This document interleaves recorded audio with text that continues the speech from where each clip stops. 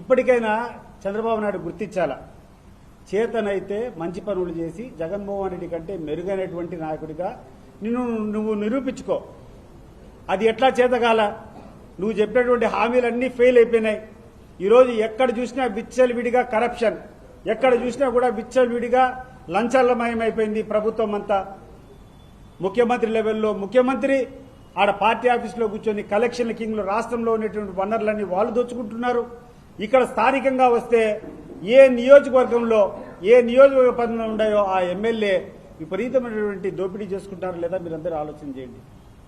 ఇంత దౌర్భాగ్యమైనటువంటి పరిస్థితిలో ఈ ప్రభుత్వం ఉంటే దీన్ని తీర్చుకోలేక దీనంతా పక్కదావ పట్టించేదానికి ఈ దౌర్భాగ్యులు వీళ్ళు చేసేటువంటి వెధవ కార్యక్రమాలు ఏదంటే ఈ యొక్క డైవర్షన్ పాలిటిక్స్, లడ్డు లడ్డు. అయ్యా చంద్రబాబు నాయుడు గారు, నీ లడ్డు గురించి నువ్వు ఎంత మాట్లాడితే అంతగా నీకు అపకీర్తి వస్తుంది.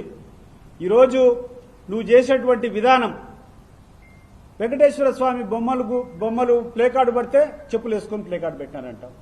మరి నువ్వు చేసేటువంటి ఘనకార్యం ఏంది? ఎవరో ఏదో ఫంక్షన్లో కూర్చొని నీకు వెంకటేశ్వర స్వామి ప్రతిమను తీసుకొని ఇస్తే షూస్ వేసుకొని తీసుకోలేదా? నువ్వు అంత గొప్ప భక్తునివైతే మరి నీ కుప్పంలో ఎన్ని గుళ్ళు కట్టించినావు? నువ్వు నీ కుప్పంలో ఎంతవరకు నువ్వు దారాదత్తం ఈ హిందూ మతాన్ని ప్రోత్సహించినావు? నీ కుప్పంలో ఎంతమంది నిన్ను గుళ్ళకు ఓపెనింగ్ పిలుస్తారు? చంద్రబాబు నాయుడు గుడిల మీద చేసుకొని చెప్పుకో.